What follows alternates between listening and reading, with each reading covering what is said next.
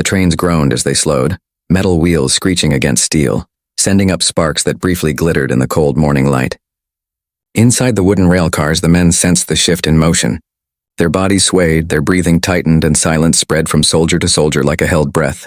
They had crossed an ocean in darkness, their futures sealed not by command but by surrender. Now, as the train eased toward a final halt, they were about to step into the unknown. They were not the proud, sharp-edged soldiers of the early war years. Many were older men, gray at the temples, shoulders stooped, skin weathered by fieldwork long before uniforms replaced their work clothes. They came from farms, workshops, classrooms, and small-town bakeries.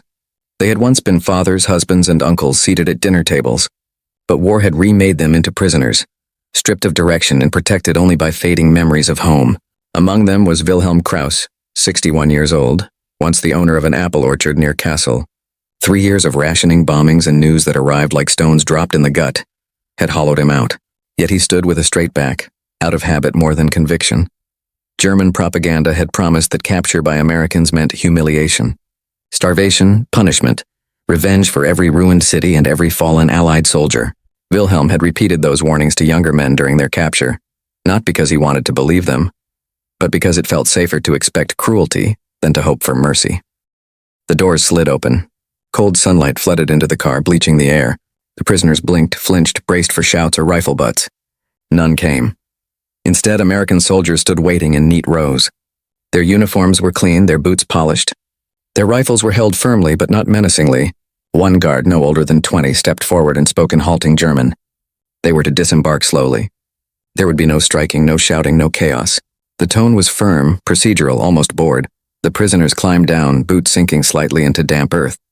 The landscape stretched wide, open fields, winter-bare trees, sky pale and enormous. They did not know where they were. Kansas, Iowa, Nebraska, it scarcely mattered. The air was clean in a way the war-torn landscapes of Europe no longer remembered. The camp ahead consisted of wooden barracks, fences of barbed wire, watchtowers that overlooked everything. And yet it looked organized. Not brutal, not haphazard, simply built to function.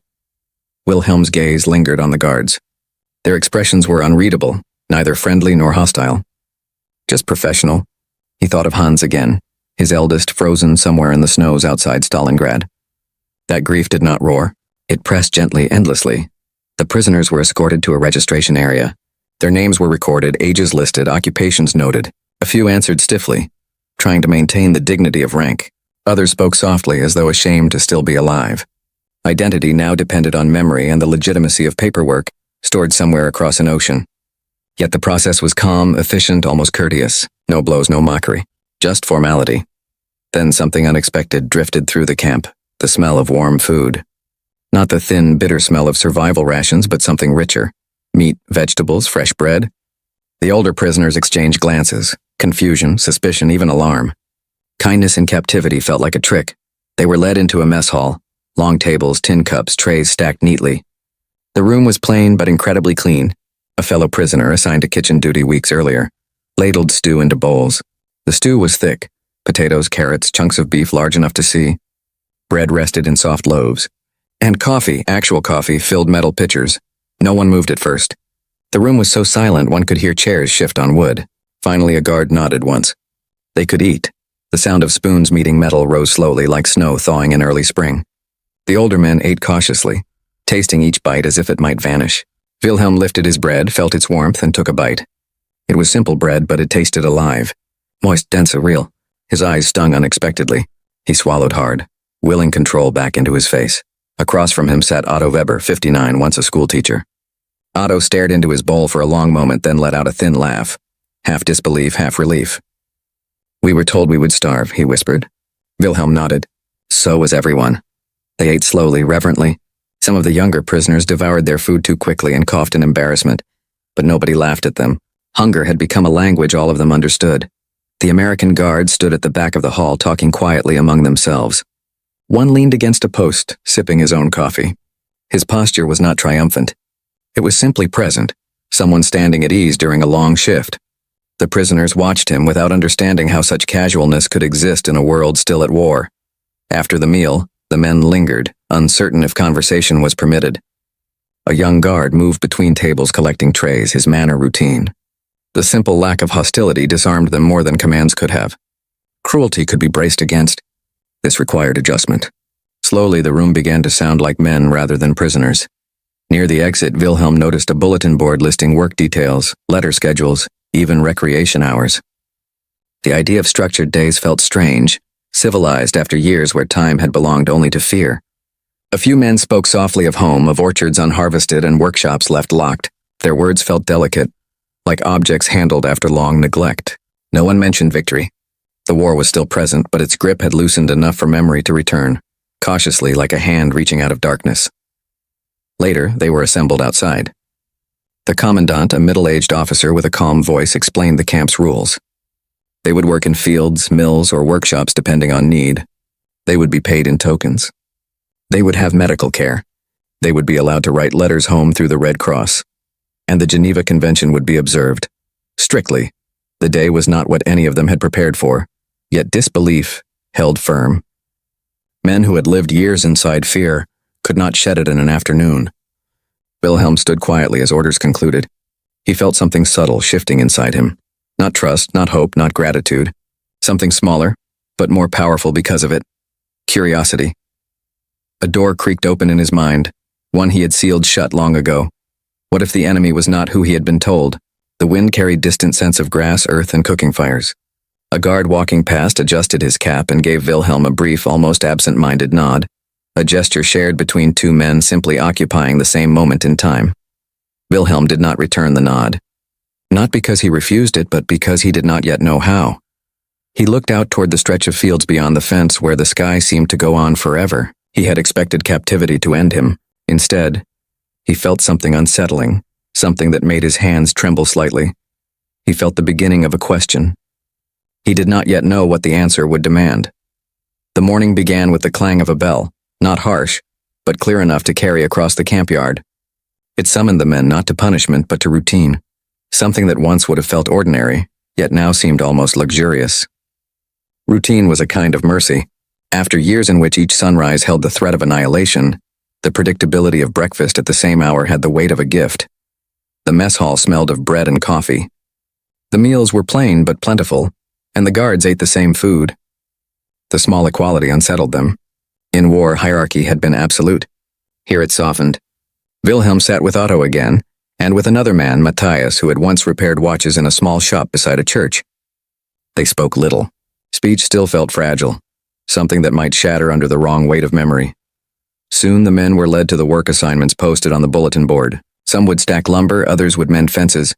Others still would assist local farmers who had lost hired hands to the war. Wilhelm was assigned to a nearby orchard, not unlike his own back home.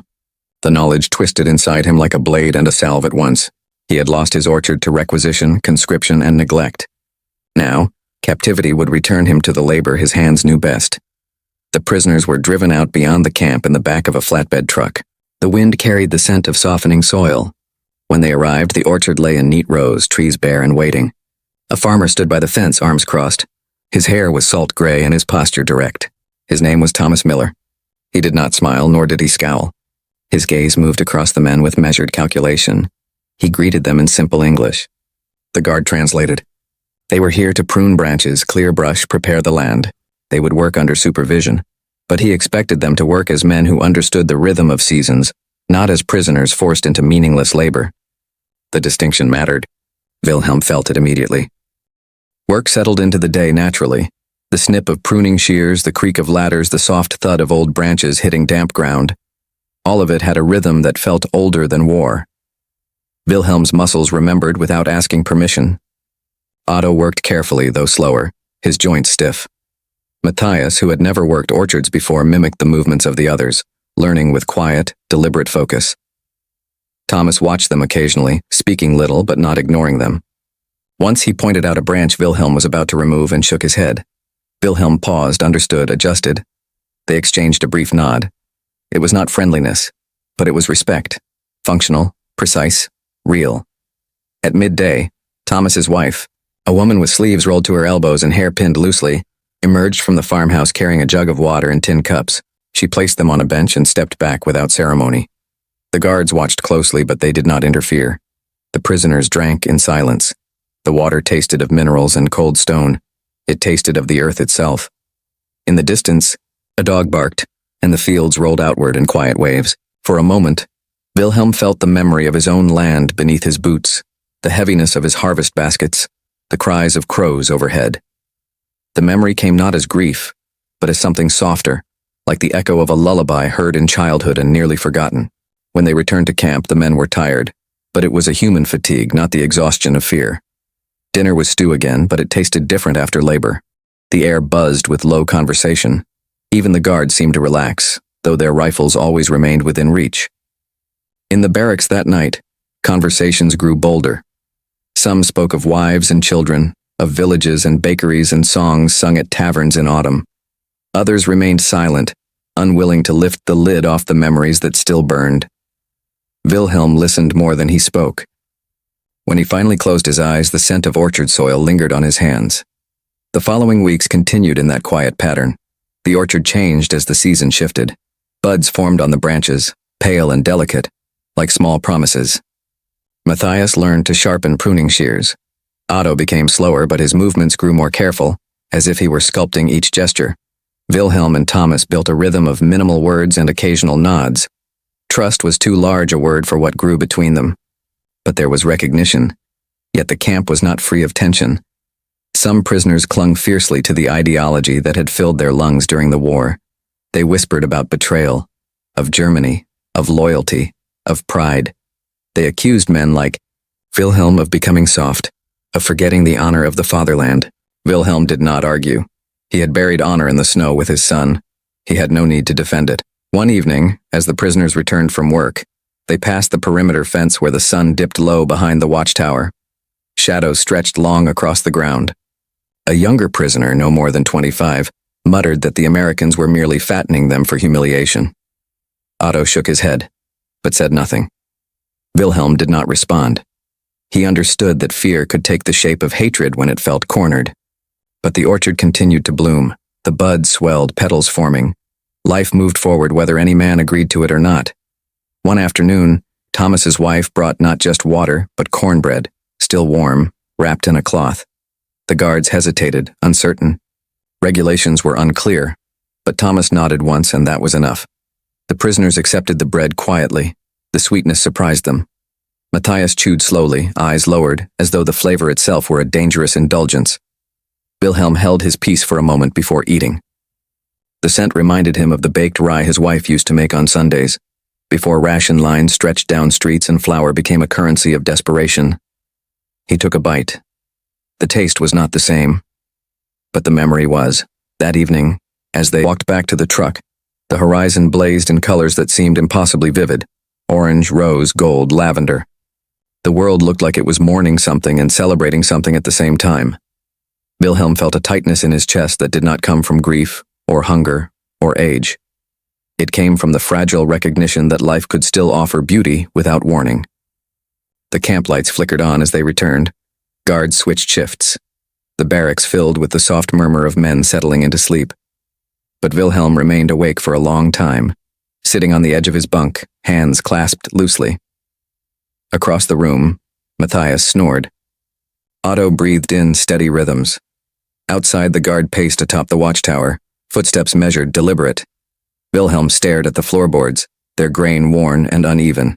He realized the day had not felt like captivity. It had felt like living. And that realization frightened him more than anything since the day he surrendered. The radio in the recreation barracks crackled each evening, its signal wavering across distance and weather.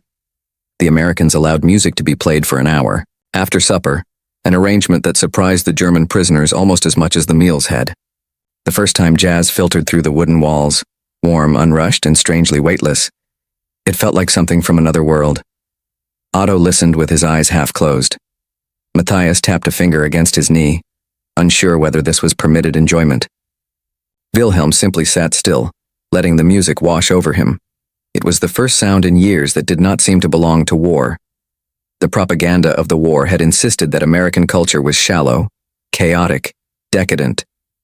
Yet there was nothing chaotic in the slow rise and fall of the trumpet. The music was gentle in places, playful in others, like something that remembered joy even when the world did not. The prisoners listened without discussing it. They did not know how to talk about something that contradicted what had once seemed unquestionable. One evening, as the music played, a guard named Private Miller, no relation to the orchard owner, sat on a stool near the stove. He was young, thin, with a face that remained open even when expressionless. He often worked the late shift and was known for his quiet presence. He did not seek conversation, but neither did he avoid it. On this night, he held a harmonica, turning it over in his hands as though deciding whether to play. Wilhelm noticed but said nothing. The silence stretched until the radio signal faded into static. Private Miller lifted the harmonica and played a few soft notes, tentative at first, then steady, shaped by a confidence that was modest rather than proud. The melody was simple, familiar somehow, though the prisoners could not place it. It did not matter. The sound traveled through the barracks like smoke rising through cold air. When he finished, the room exhaled, as though it had been holding its breath. Matthias spoke first, his voice low. "You play this often?" The guard hesitated, then nodded once. "My father taught me," he answered in English, then repeated it in slower, careful German. The words were plain, but the gesture of translation was not. He had chosen to bridge a gap, however small. Something shifted in the room, subtle as a breeze. The guard placed the harmonica in his pocket and resumed his watch. No further conversation followed. Yet the silence did not return to its old shape. A seed of recognition had been planted. Music did not have allegiance. The next day in the wine orchard, Thomas Miller asked Wilhelm to demonstrate the pruning technique he had used on the northern rose. His tone was matter-of-fact, but the request implied trust. Wilhelm did as instructed, movement sure, steady. Thomas watched, nodded once, then returned to his own tasks. Their communication remained wordless, but something about it had serrated the old lines between enemy and oak.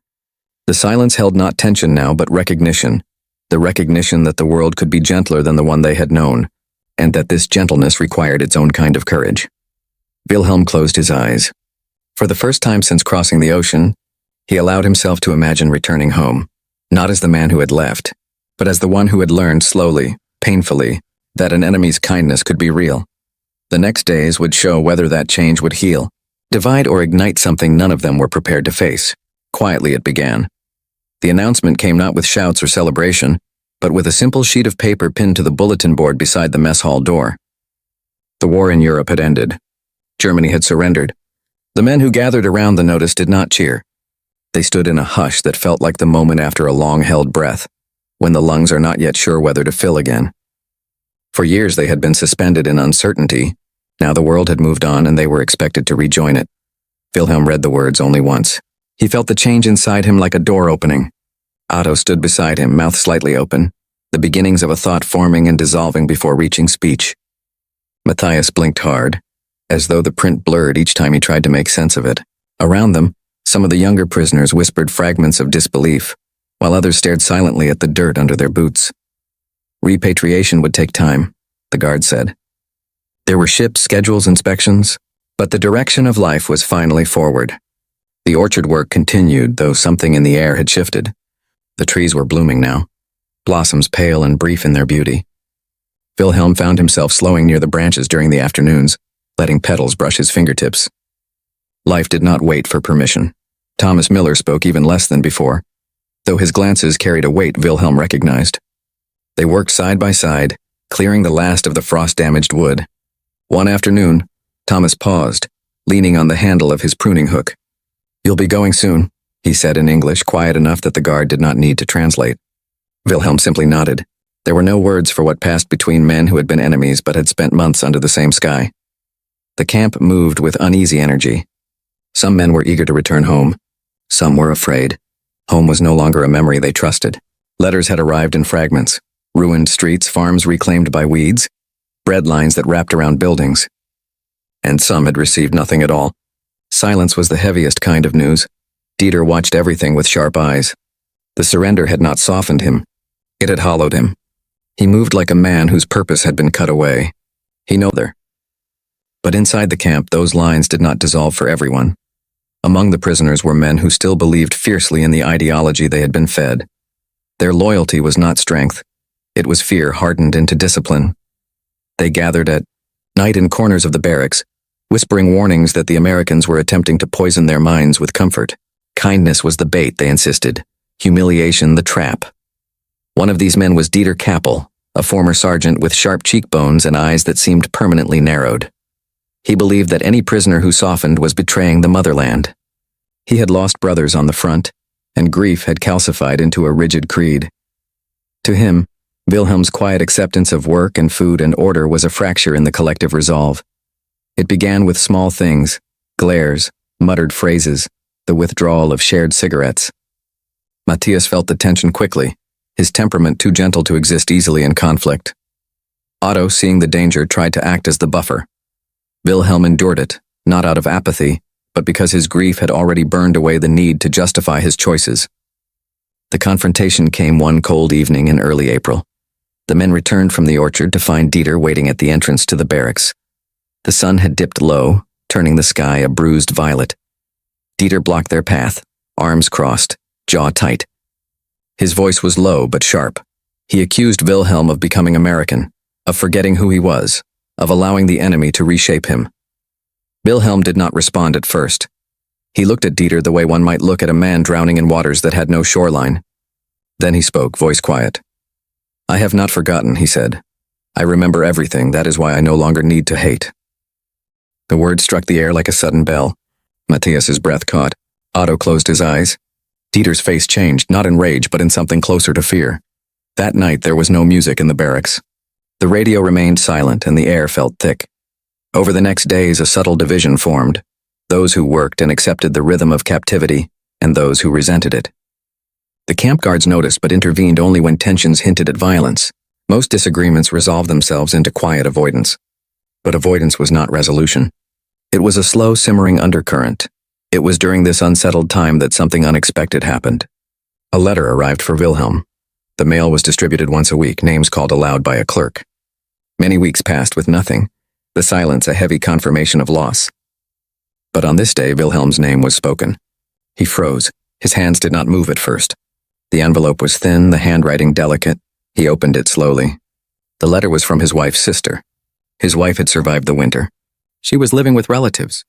The orchard was gone, but the house still stood. The words were simple, careful, written by someone who understood that news could break before it healed. Wilhelm read the letter twice. Then he folded it and placed it carefully into his pocket. He did not cry. He sat very still for a long time. That evening, as the sun dipped behind the barracks, Private Miller once again sat on his stool. He did not turn on the radio. Instead, he removed the harmonica. This time he played a slow, aching melody, shaped by something like mourning. The prisoners listened, not as captives, but as men who recognized the sound of something lost returning in fragments. Dieter watched from the far corner of the room. His expression was unreadable.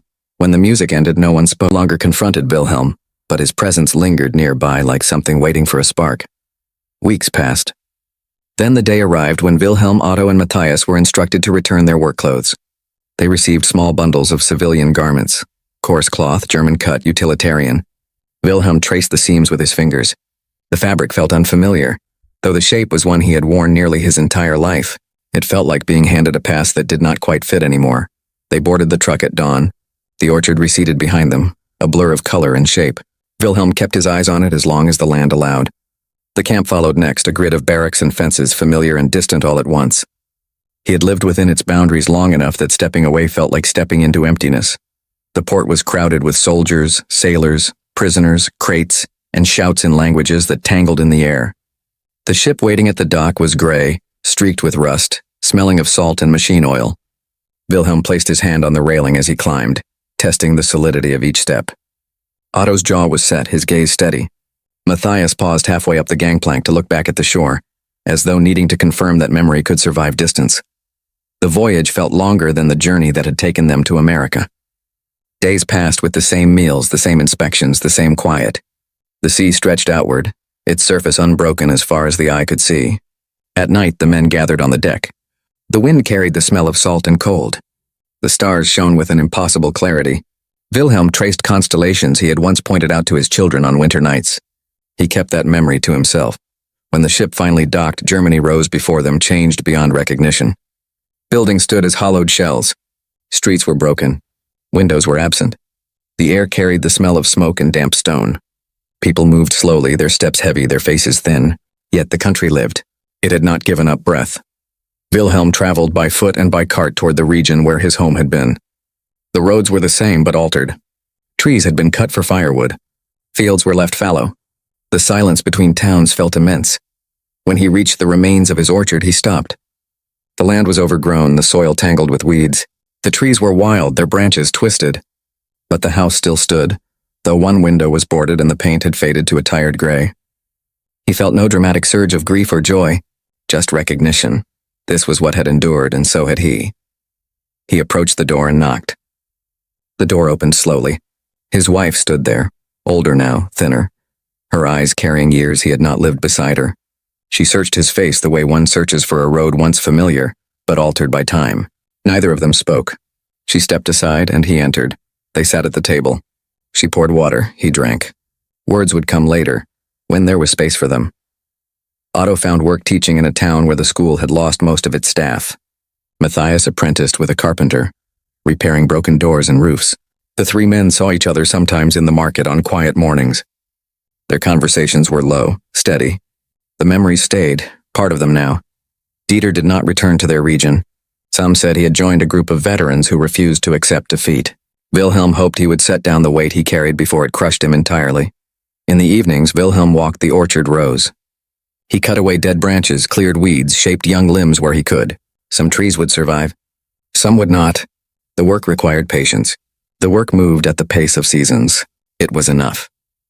When autumn came, Wilhelm sat near the window with a small radio on the table. Static shifted, cleared, and a harmonica melody rose, soft, deliberate, shaped by quiet sorrow and quiet warmth. Wilhelm closed his eyes. He did not need to forget in order to continue. He only needed to carry the memory with gentleness. The orchard waited season by season.